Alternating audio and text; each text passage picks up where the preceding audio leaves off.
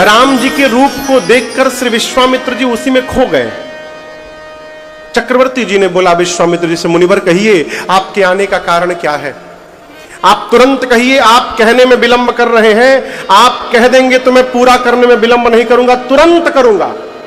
यही कारण आगमन तुम्हारा, कहो सो करत न लाभ हूं। तुरंत कहिए क्यों आए हैं आप? विश्वामित्र जी सोचे बहुत बढ़िया समय आया है, महाराज अपनी ओर से पूछ रहे हैं। बोले राजन, असुरों का समूह मुझे सता रहा है और आज मैं आपसे कुछ मांगने आया हूं। बोले असुर सता रहे हैं आपको? दशरथ जी ने तुरंत सेवकों को आदेश दिया, निकालो मेरा धनुष बाण, निकालो, अभी जाकर असुरों को मार देता हूं। विश्वामित्र जी बोले अरे आप रहने दीजिए, आप धनुष बाण न निकालिए। महाराज बोले मैं न निकालूं? आपको संशय है क्या कि मैं नहीं मार पाऊंगा? विश्वामित्र जी बोले संशय नहीं, मुझे पूर्ण विश्वास है कि आप मार देंगे। दशरथ जी बोले फिर मना क्यों कर रहे हैं? विश्वामित्र जी बोले महाराज, आज मैं मारने वाले को लेने नहीं आया हूं अयोध्या, आज मैं तारने वाले को मांगने आया हूं, इसलिए आप अपना धनुष बाण न निकालिए। दशरथ जी बोले मेरे घर में कौन तारने वाला आ गया? किसको मांगने आए हैं आप?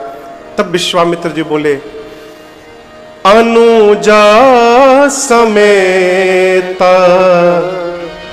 देहु रघुनाथ। किसके साथ? राम जी को दे दीजिए। जोर से बोलिए। लक्ष्मण जी नाम नहीं लिया, लक्ष्मण नाम नहीं लिया, क्या बोला? अनुज समेत। अनुज यानी छोटा भाई। राम जी के अनुज लक्ष्मण जी बाद में है, उनसे पहले भरत जी अनुज हैं। तो राम जी के साथ लक्ष्मण जी कहां चले गए, भरत जी कहां नहीं गए? इसका भी कारण दर्शन करिए। जब चारों भाई प्रणाम किए ना, तो सबसे पहले राम जी ने प्रणाम किया विश्वामित्र जी को। प्रणाम करके राम जी यहां इधर कोने में आकर के बैठ गए।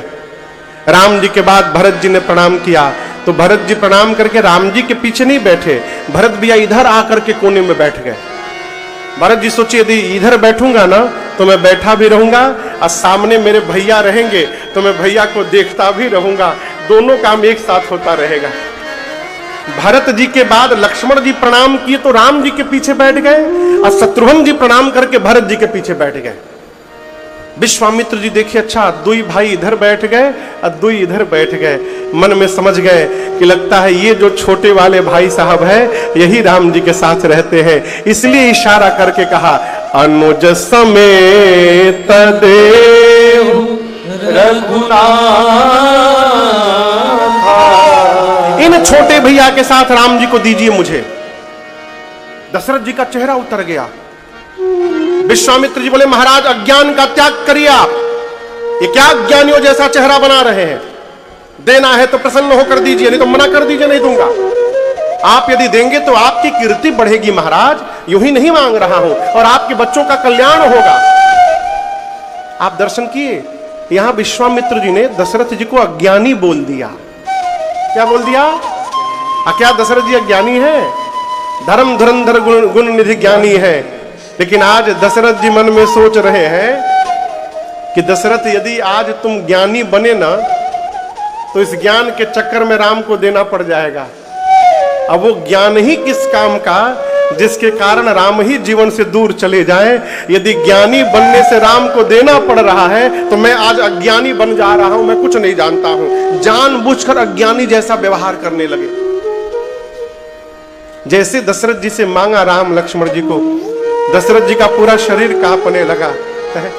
बोले मुनिवर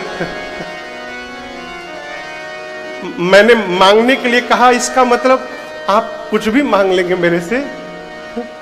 आपको मांगने का ढंग नहीं आता है। कैसे कैसे तो जीवन के चौथे पन में जाकर 4 पुत्र मिले हैं मुझे, और आप मुझसे राम को मांगने आ गए। मैं एक बात बोलूं आपसे, राम में 2 अक्षर है, रा और म, 2 अक्षर है ना। महाराज बोले मैं आपसे एक बात कहता हूं, भूमि में भी 2 अक्षर है, भूमि 2 अक्षर बराबर है, 2-2 अक्षर दोनों में है। आप भूमि मांगिए ना, जितना मांगिएगा भूमि दे दूंगा, जो मांगिए भूमि दे दूंगा, जहां का मांगिए दे दूंगा, भूमि मांग लीजिए ना। विश्वामित्र जी बोले भूमि नहीं लूंगा। अच्छा, धन में भी 2 अक्षर है, धाना 2 अक्षर, धन में भी 2, राम में 2 अक्षर, धन में भी 2 अक्षर। धन मांग लीजिए, जितना मांगिएगा दे दूंगा। धन मांगिए ना, धन जो बोलिए दे दूंगा, धन मांग लीजिए। विश्वामित्र जी बोले धन भी नहीं चाहिए। महाराज बोले अब क्या बोलूं मैं आपको, कोश मांग लीजिए ना, कोश में भी 2 अक्षर है। आप एक बार मुख खोल के मांगिए कोश, मैं अयोध्या का सारा कोश आपको दे दूंगा, मैं सब कुछ दे दूंगा। कोश मांग लीजिए हमसे। बोले कोश भी नहीं चाहिए। बोले अब क्या बोलूं मैं,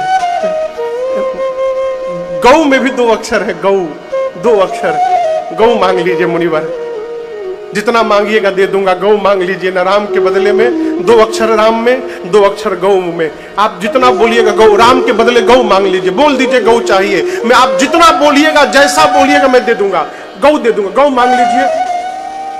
बोले मुझे गौ भी नहीं चाहिए। महाराज बोले अब क्या मैं बताऊं आपको, प्राण में भी 2 अक्षर होते हैं, प्राण में। एक काम करिए आप, राम के बदले ना आप मुझसे मेरा प्राण मांग लीजिए, 2 अक्षर उसमें भी है, प्राण मांग लीजिए। आप मांगे नहीं कि मैं अपना प्राण निकाल करके आपको दे दूंगा, अभी अभी तुरंत दे दूंगा, मैं विलंब नहीं करूंगा मुनिवर। मैं प्राण तो दे सकता हूं, परंतु अपने राम को नहीं दे पाऊंगा मैं आपको मुनिवर। राम छोड़कर कुछ भी मांग लीजिए। चक्रवर्ती जी ने स्पष्ट मना कर दिया। हमारे पूज्यपाद गुरुदेव भगवान कहते हैं, श्री दशरथ जी ने स्पष्ट मना कर दिया, राघव को मैं न दूंगा, मुनीनाथ मरते मरते, मैं मर जाऊंगा स्वीकार है, परंतु राम को नहीं थोपूंगा, आपको मैं नहीं दूंगा। आपको एक बात बताऊं, जब दशरथ जी ने मना किया ना नहीं दूंगा, तो विश्वामित्र जी गदगद हो गए, आनंद में नाचने लगे विश्वामित्र जी। आप कहोगे महाराज वो मांग रहे हैं और दशरथ जी मना कर दिए, तो उनको क्रोध आना चाहिए, वो नाच आनंद में क्यों आ गए? विश्वामित्र जी सोचने लगे मन में कि धन्य है महाराज आप, आज मुझे एक बात का पता चल गया, हम महात्मा हैं, आप गृहस्थ हैं, लेकिन उसके बाद भी राम हम महात्माओं को छोड़ करके एक गृहस्थ के पास क्यों बैठे हैं, आज पता चल गया। महात्मा होकर जितना मैं राम को प्रेम नहीं कर पा रहा हूं, गृहस्थ होकर आप उतना प्रेम कर रहे हैं महाराज, आप मेरे से धन्य हैं, धन्य हैं आप। परंतु राम जी को तो ले जाना है। विश्वामित्र जी ने गुरुदेव भगवान वशिष्ठ जी को इशारा किया, समझाइए चेले को।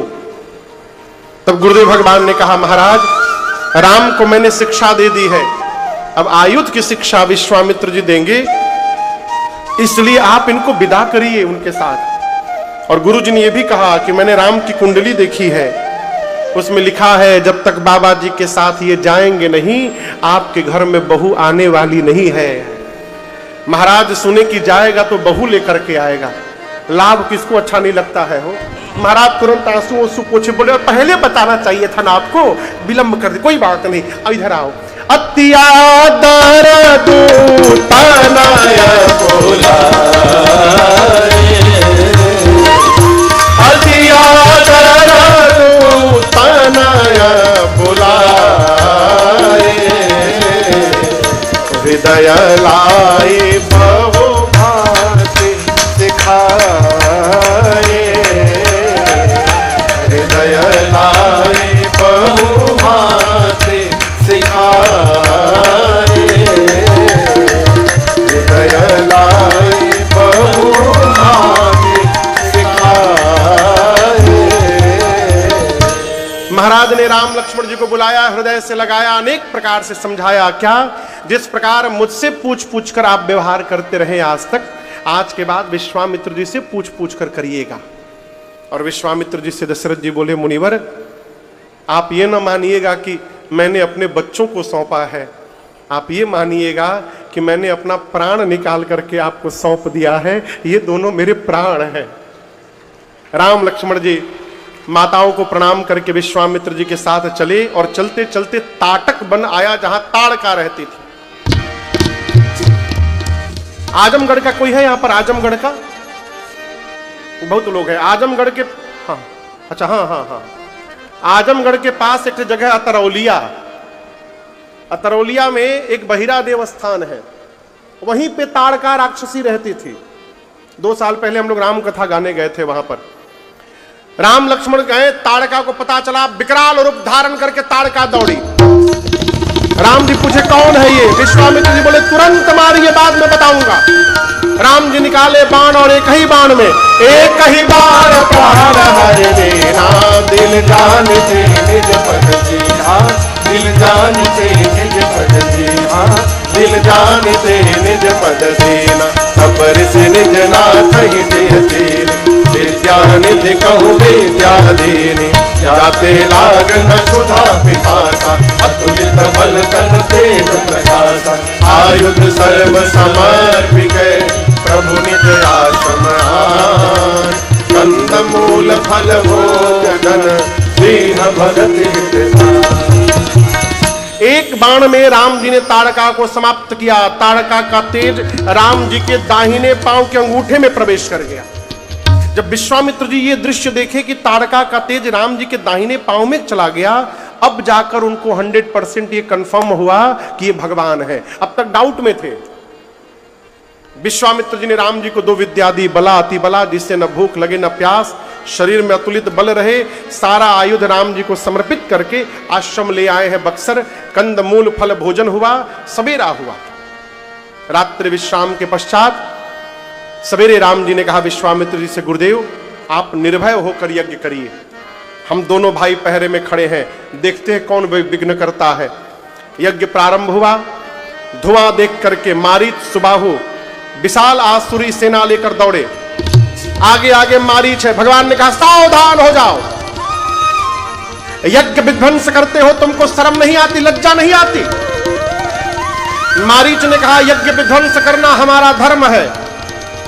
राम जी बोले यदि यज्ञ विध्वंस करना तुम्हारा धर्म है तो यज्ञ विध्वंस करने वालों का विध्वंस करना ये राम का धर्म है, सावधान। लेकिन आज राम जी इसको मारे नहीं है।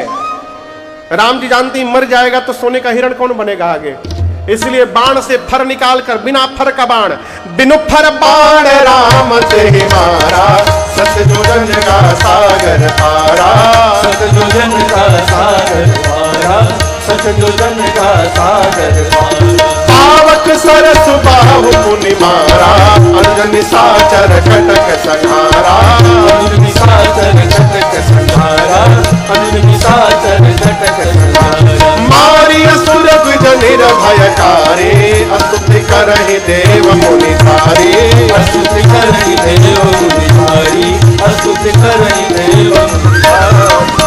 भगवान ने बिना फर का बाण मारा। मारीच 100 जोजन दूर समुद्र के पार जाकर गिरा। पीछे सुबाहु है, सुबाहु को अग्नि बाण से जलाकर भगवान ने भस्म कर दिया। और जितनी निशाचरी सेना थी, लक्ष्मण भैया ने एक ही बाण में सबको मार के समाप्त कर दिया।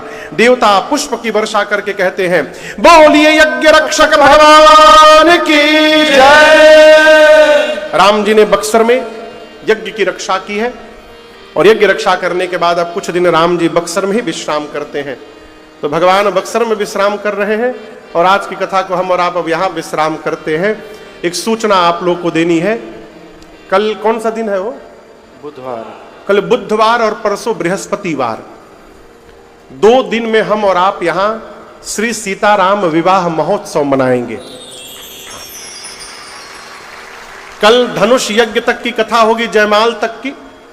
अब परसों अयोध्या से बारात सज के मिथिला जाएगी और धूमधाम से हम और आप श्री सीताराम विवाह महोत्सव मनाएंगे। तो कल और परसों विवाह महोत्सव में सम्मिलित होने आना है, इसलिए खूब बढ़िया से चकाचक कपड़ा पहन के आइए। कल थोड़ा कमो चकाचक चलेगा, परसों पूरा चकाचक चाहिए कि परसों बारात निकलेगी राम जी की। तो कल परसों विवाह उत्सव में हम लोग मिलते हैं समय से।